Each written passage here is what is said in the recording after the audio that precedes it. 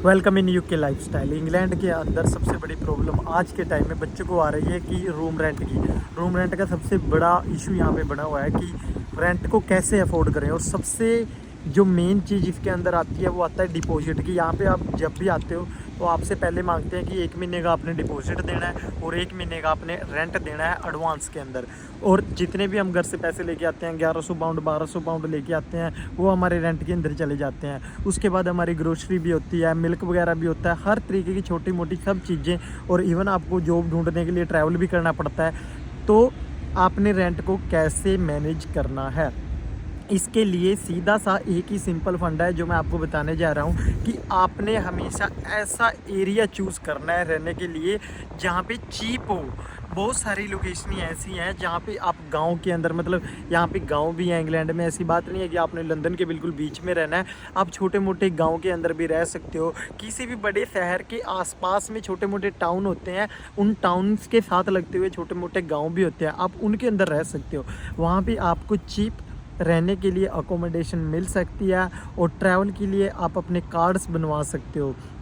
जैसे कि आपने ओस्टर बनवाया लंदन में, ऑक्सफोर्ड के अंदर बस पासिस होते हैं और हर जगह पे आपको बस के पासिस मिल जाएंगे। मीन्स आप ट्रैवल को मैनेज कर सकते हो अगर आप अपना रूम रेंट कम कर लो। आपने बिल्कुल भी पैनिक नहीं होना है। कभी भी आपको ऐसी सिचुएशन आ सकती है कि आपको मूव होना पड़ सकता है। मूव होने से आपने कभी भी डरना नहीं है। यहाँ पे हर किसी के साथ ये चीज़ें होती हैं। इवन जो यहाँ पे 5 से 6 सालों से रह रहे हैं उनके साथ भी ये समस्याएं आती हैं कि आपको ये नहीं पता लगता कि किस वक्त आपको अपना बैग पैक करना पड़े और कब यहाँ से निकलना पड़ सकता है। तो आपने अपने पास एक तो कुछ ना कुछ अपने पास पैसे रखने हैं जिससे आप मूव हो सकते हो जब भी आपको ज़रूरत पड़े। ठीक है, फिर आप देखो कि आपका रोज़गार कितनी दूर है। जहाँ पे आपका रोज़गार है, हमेशा बंदा सोचता ही है कि जहाँ मेरा रोज़गार है मैं उसके आसपास ही रह लूँ, लेकिन मैं ये चीज़ प्रेफर नहीं करता कि अगर आपको चीप रेंट कहीं पे मिलता है तो आप पहले वहाँ पे रहें, उसके आसपास ही रोज़गार ढूंढने की कोशिश करें। क्योंकि अब शहर के बीच में आपने लंदन में ले लिया, ऑक्सफोर्ड में ले लिया, बर्मिंघम में ले लिया, आपने शहर के बीच में जॉब तो ढूंढ ली, अब आपको पड़ जाएगी कि आप रहोगे कहाँ पे, रहने का आपको बड़ा इशू हो जाएगा। तो क्यों ना कोशिश ऐसी की जाए कि पहले हम रहने का ढूंढ लें, रहने का ढूंढने के पास उसके आसपास में ही हम जॉब्स को ढूंढें ताकि हमारे लिए आसान रहें चीज़ें। एक मेन बात ये भी है कि आपको शेयरिंग के अंदर रहने से कोई दिक्कत नहीं होनी चाहिए। बहुत सारे लोग यहाँ पे ऐसे हैं जिनको शेयरिंग में रहने से दिक्कत होती है। वो कहते हैं कि हमें अलग रूम चाहिए, मेरी प्राइवेसी शेयर होती है। तो आपने इन चीज़ों को इंडिया या पाकिस्तान एशिया में आप जहाँ से भी हो आपने वहीं पे छोड़ के आनी है, क्योंकि शेयरिंग बहुत ज़्यादा ज़रूरी है। जितना आप चीज़ों को शेयर करोगे, वॉशरूम आप शेयर कर लेते हो, किचन आप शेयर कर लेते हो, अगर आप रूम को शेयर कर लेते हो तो आपका रेंट डिवाइड हो जाता है, आपके बिल्स जितने भी होते हैं वो सारे डिवाइड हो जाते हैं। बॉक्स रूम मिल जाते हैं, एक डबल रूम होता है, एक सिंगल रूम और एक बॉक्स रूम होते हैं। जितने भी सिंगल पर्सन है, जैसे खासकर मैं ये लड़कियों के लिए प्रेफर करता हूँ कि जो अगर लड़कियों को चाहिए ना तो वो बॉक्स रूम को प्रेफर करें, डबल रूम की तरफ कभी भी ना भागें। आपने रूम लेने से पहले इन चीज़ों को सोचना है कि मैं कितने में अपना गुजारा कर सकता हूँ। आप एक बड़ा घर लेके यहाँ पे रहने लग जाओ, उस चीज़ का कोई फ़ायदा नहीं होता। और हाँ, एक चीज़ हो रहा है, अगर आप फ्रेंड 2 3 4 आप इकट्ठे आ रहे हो, कोई आपका यहाँ पे भी नोन है, आप ना सारे के सारे कंबाइन होकर के एक पूरा घर ले सकते हो किराए पे, जिससे आपको किराया भी शॉर्ट पड़ जाता है और वो बहुत ज़्यादा आसान रहता है। क्योंकि सबके ऊपर डिपॉजिट का वजन नहीं आता, सबके ऊपर भारी बिल्स नहीं आते, जिसका जितना यूज उतना उसके बिल्स जाएंगे।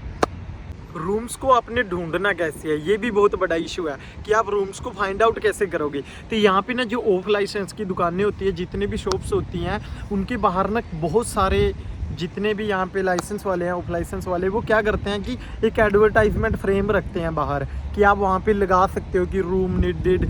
आप अपना भी डाल सकते हो कि मेरे को रूम चाहिए, कि अगर किसी के पास रूम होएगा तो वो आपको कांटेक्ट कर लेगा। और बहुत सारे लोग ऐसे होते हैं जिनके पास रूम्स होते हैं, वो भी अपनी वहाँ पे ऐड डाल देते हैं। तो आपने एड्स को कंटिन्यूसली चेक करने हैं। और 2 मैं आपको साइट बताना जा रहा हूँ कि एक तो आपने स्पेयर रूम जरूर चेक करना है और दूसरा गमट्री और स्पेयर रूम दोनों की ट्रस्टेड वेबसाइट्स हैं जहाँ से आप रूम्स ढूंढ सकते हो।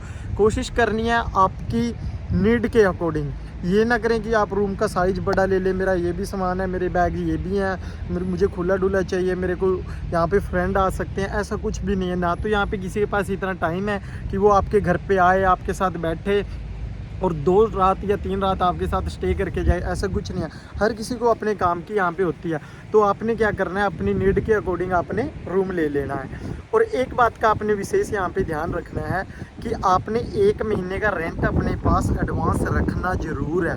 कोशिश ये करनी है कि जब भी आपकी पहली अर्निंग आती है, हमारे अंदर होता है, मेरे अंदर भी था कि जब भी हमारे पास पैसे आते हैं, हमें ये रहता है कि मैं घर भेज दूँ, यार ये मेरी पहली इनकम है, मैं घर भेज देता हूँ, मम्मी को भेज देता हूँ, पापा को भेज देता हूँ, मेरे ऊपर इतना कर्ज है वो उतारना है मुझे, मैं उसके लिए भेज देता हूँ। लेकिन ऐसा नहीं करना है। आपने आपकी फ़र्स्ट अर्निंग, जितने भी पैसे आपके पास आते हैं वो आपने रखने हैं।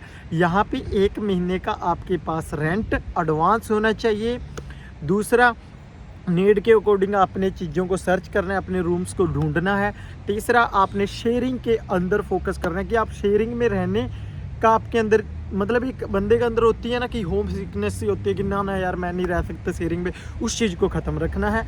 चौथा, आपने पूरा कोशिश करनी है कि एक ग्रुप अगर आपको मिल जाए और आप एक घर रेंट पे ले लो, फ्रेंड्स आप अपने ऐसे बनाओ, वो आपने करना है। आपने एडवांस अपने पास रखना है। और एक बात और जो सबसे बड़ी बात है कि बिल्स का कोशिश ये करें कि अगर आपको इंक्लूडिंग बिल्स रूम मिले, क्योंकि जब भी रूम्स के अलावा बिल्स होते हैं ना, वो हमेशा बंदे को दिक्कत में डालते हैं। काउंसिल का टैक्स हो गया, बिजली का बिल हो गया, पानी का बिल हो गया, गैस के बिल हो गए, तो ये चीज़ें नहीं करनी है आपने। कोशिश ये करो, लैंडलॉर्ड से जब भी बात करो कि मुझे वो रूम चाहिए जिसके अंदर बिल्स इंक्लूड हो, मैं आपको थोड़ा बहुत ज़्यादा पे कर देता हूँ, क्योंकि फिर ये हाइड होती हैं चीज़ें। बाद में हमें पता लगता है कि इस रूम की तो ये भी कॉस्ट थी, इस रूम की ये भी कॉस्ट थी। तो आपने उन चीज़ों से बचना है। All the best. जितने भी यूके में आने वाले हमारे साथी हैं, आएँ, चीज़ों को सर्च करें और कोशिश करें लोगों के साथ जुड़ने की। जितना आप लोगों के साथ जुड़ोगे उतना आपके लिए आसान रहेगा। एक छोटी सी इंफॉर्मेटिव थी कि आप कैसे अपने रूम्स को ढूंढ सकते हैं। Okay, thank you so much.